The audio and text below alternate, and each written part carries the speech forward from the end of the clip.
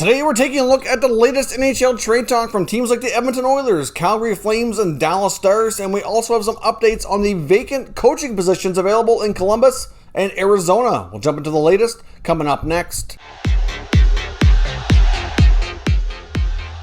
So welcome back to another video here at Top Shelf Hockey. Now, as I mentioned, we have a lot of different things to talk about today, but before we jump into the news and rumors of the day, I just want to mention as well that I've seen online that Oilers defenseman Ethan Bear has been receiving a lot of hate messages through his direct messages on different social media platforms that are racially motivated, and it just really angers me to hear these types of things continue to happen. I understand that we're still a ways away from eliminating racism. Hopefully we will get there someday. It's hard to say if we will get there, completely.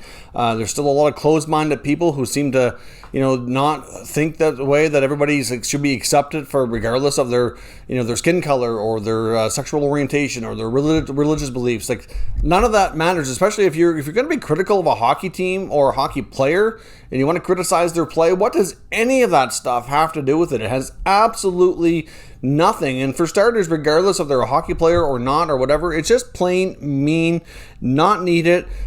Spreading hate in the world is something I can't tolerate, and I hope you'll stand with Ethan Bear and stand up against racism to hopefully continue to fight against that. So I just wanted to get that off my chest. When I saw it earlier today, that was really bothersome. Ethan Bear is a terrific young man with a bright future with the Oilers, does a lot of great things for the community he grew up in, and has been an inspiration. Quite a story, a lot he had to go through to make it to the NHL, and there's a lot of other Indigenous people looking up to him as quite a role model, and he's, like I said, he does not deserve any of the hate he's receiving. You want to be critical of his play? Fine, but leave all that stuff out of it. It makes no difference and has no bearing on anything else. So let's stop with the hate and let's move on to the rest of our news and rumors here of the day. Some more positive stories, hopefully. But let's start off with the coaching carousel is going to continue throughout the NHL offseason. We have a variety of vacancies across the NHL. Of course, Rick Tocchet, who's the former bench boss of the Arizona Coyotes. Of course, he had previously had a head coaching stint with the Tampa Bay Lightning before that as well, and was a longtime assistant coach and former player. Has been getting a lot of looks around the NHL. I'd previously talked about the fact that he was getting interviews from teams like the New York Rangers on their vacancy, and he was expected to interview with the new franchise in the Seattle Kraken as well. And now it's also believed that he's getting interest from the Columbus Blue Jackets, who are looking to replace John Tortorella after they mutually parted ways at the end of Tortorella's contract. So yet another interview for Tocchet. So I would think the odds are probably pretty high that he does land somewhere to continue his head coaching career. Hard to say exactly where is the best fit. And we're also hearing that Dallas Stars assistant coach Todd Nelson is also getting some looks. Apparently he's getting interest in the Arizona Coyotes vacancy opened up by Rick Tocchet. So Todd Nelson continues to look for another head coaching opportunity as well. I know he's been a guy who's been mentioned in a variety of vacancies here over the past year or two, so I'm sure at some point he'll get an opportunity. So we'll see what happens there. So that's the latest that we know on that front. There's probably bound to be potentially another coaching opening or two open up as these playoffs continue on and teams get eliminated. Still no really official word on Rod Brindamore's situation with Carolina. Many believe he's got a verbal agreement in place, but until pen is put to paper, you just don't know. He's going to be a key guy to watch and could really be a domino effect here once you see certain guys either be available, not available, or whatever be confirmed. So be interesting to see here if any other coaches are removed from their posts here after vacating the playoffs. I know another one I'd watch closely is Montreal. I'm not convinced completely that Dominic Ducharme survives if they continue to bail out here to the Toronto Maple Leafs, which is looking like they're going to. They're down 3-1. Things aren't looking good with the Habs. Have to probably put at least a question mark on Marc Bergevin's future. There's some that believe that he will return for another season, but I don't know. I think he's got one more year in his contract, so we'll see how things go. I do expect there to be some changes, some fallout if the Canadiens continue to play they are and they fall to the Leafs here, especially if it happens to be in 5 games. So we'll stay tuned and keep an eye on that situation as well. So now, as I mentioned as well, we have some trade rumors to talk about today. We get the Dallas Stars. It was along with the 2 teams in Alberta, Edmonton and Calgary. So let's start with Dallas. Now, there's reports here that we come across today indicating that things are looking pretty likely that goalie Anton Khudobin does get traded. He has a year left on his contract. He's proven to be a real solid guy for them. them over the past year or two while Ben Bishop's nursed injuries. Now, the problem they have here is the expansion draft coming up, and I would think based on Khudobin, had the way he's played the past couple of years, he led Dallas to the finals appearance in the bubble playoffs in 2020. Continue to put up solid numbers after that. Been the main guy during this whole Ben Bishop absence, which has been quite lengthy. And Ben Bishop has no move clause, so he can force them to protect him in the expansion draft, and they can only protect one guy. Now, young goalie Jake Ottinger is still exempt from the expansion draft, so they don't have to worry about him.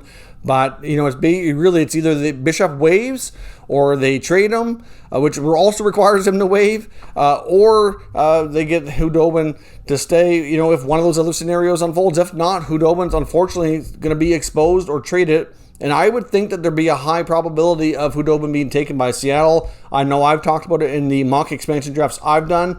Based on a variety of goalies out there, I can see them taking at least one goalie that's a veteran guy, an older guy like that would fall into his category with a decent contract with not a lot of term on it, and then also taking a couple of younger goalies if they can to kind of build for the future. I can see them maybe end up with 3 or 4 goalies in the expansion draft and get a mix of vets and young guys to kind of balance things out. They're going to want, 1 or 2 guys who can likely be, top prospects for them at their AHL affiliate level, and then they're going to want, 1 or 2 guys obviously who can play at the NHL level. Not to say they couldn't make additional trades down the road or something, but still, Khudobin could be one of those guys, and I would think Dallas wouldn't want to lose him for nothing, although they're going to have to lose somebody for nothing like everybody else, except for Vegas, of course.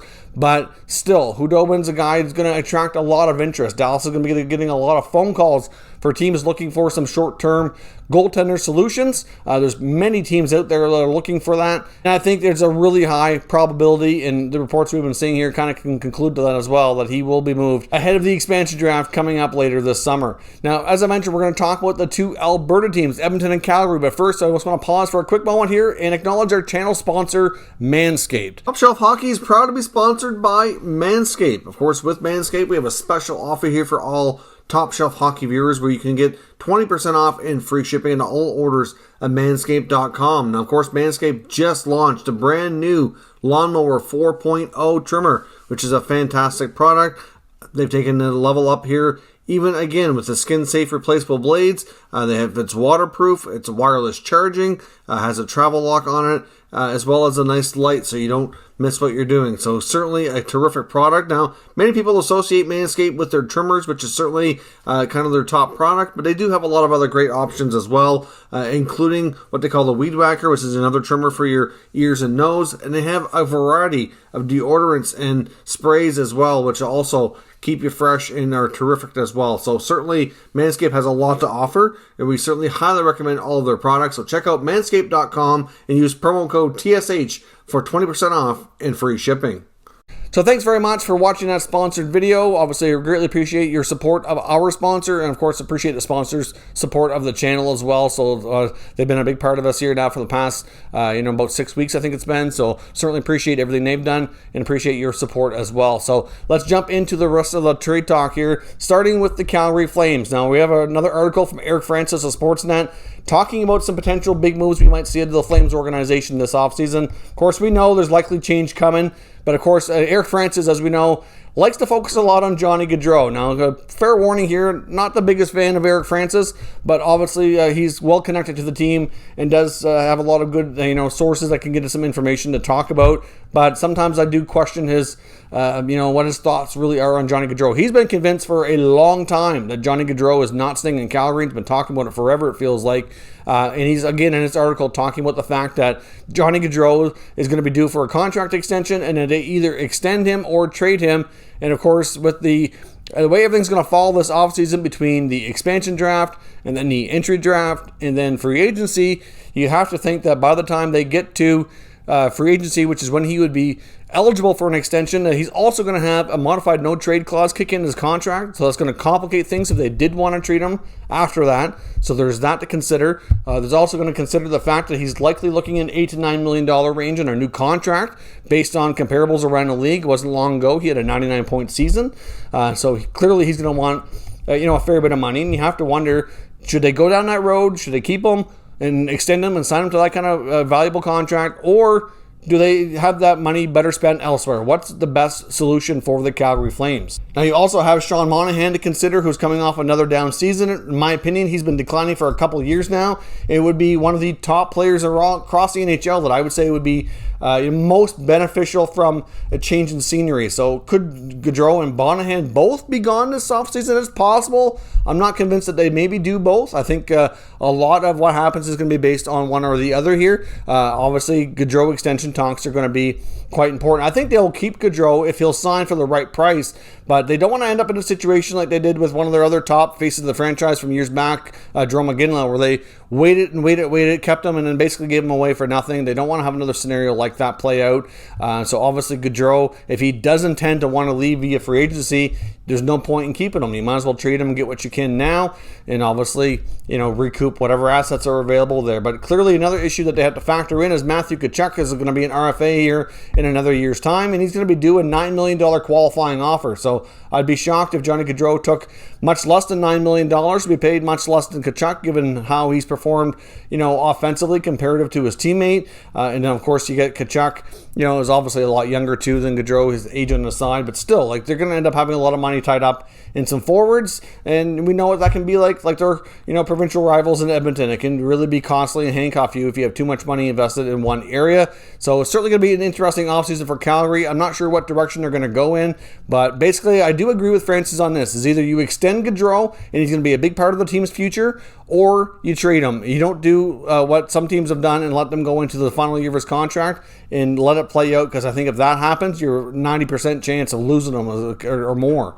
So clearly that's not a situation that the Calgary Flames want to be in, and I'm also not convinced he played the best under new head coach Daryl Sutter. Didn't put up a whole lot of points. Sutter plays a tight checking type of style of the game. Don't know if that really suits Johnny a whole lot, so it wouldn't be shocking if they go down that road, but we still have some more time to go before we really know the answers to that question. Now, jumping over to the Edmonton Oilers, we had some media availability today from GM Ken Holland, some sound bites that I thought were interesting to note.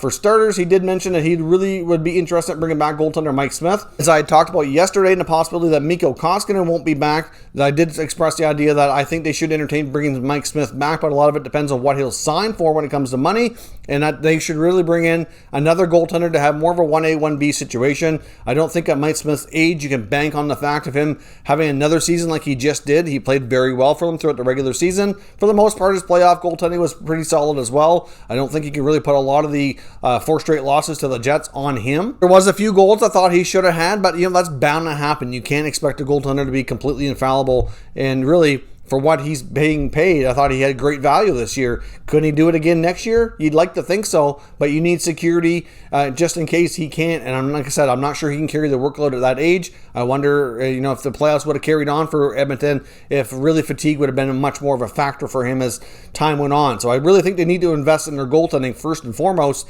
But when you look at the buyout situation that I talked about yesterday, Holland did mention today that a couple of buyouts would be a real possibility. You have to think Mikko Koskinen's at the top of that list, which we talked about yesterday, but I also think that a couple of forwards are in that mix now too, knowing that there's likely, based on his comments, more than one. He said, a few of them would be reasonable to think could happen. I think you're looking at James Neal and or Kyle Turris. Either 2 or 3 of those players, to me, are your prime buyout candidates, and all of them would save you money over the next year and really drive up what they have available this offseason. They've already got $22 million available in cap space for next year. However, they do need to either sign or replace Ryan Nugent-Hopkins, Tyson Barrie, and Adam Larson, just to name a few, and then they have a few other smaller deals expiring too. So they don't really have that much when you think about what it would cost to sign those players.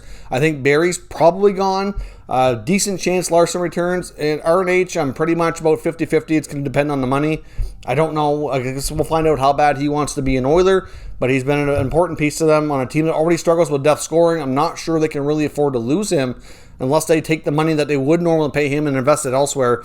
I don't know. But just to give you some ideas here on the contracts that I mentioned as potential buyouts, buying out Koskinen's contract would save them $3 million next year, but add on 1 extra year at 1.5. James Neal still has 2 years left. They would save $3.8 million for the next 2 years, but then of course that adds 2 extra years beyond that at a cap hit of 1.9. So they'd have some dead money in a couple years, but they'd save a fair bit here in the interim. And Kyle Turris still only has 1 year left on his contract. They would save $1.4 million and have a hit of just over $700,000 in 2 years from now. So all in all, they would save over $7 million in cap space if they considered buying out those 3 players. You add that to the $22 million and change that they have available for next year. Suddenly we're up to over $29 million, and they have a lot more flexibility and how to make some moves around this roster here. So I do think that there's a real possibility they could push to keep RNH if they do that, especially. But they do need to definitely add in other areas. Ken Holland made no doubt about it that he would probably be more aggressive this coming offseason. Of course, as I mentioned yesterday, when it comes to shoring up their goaltender,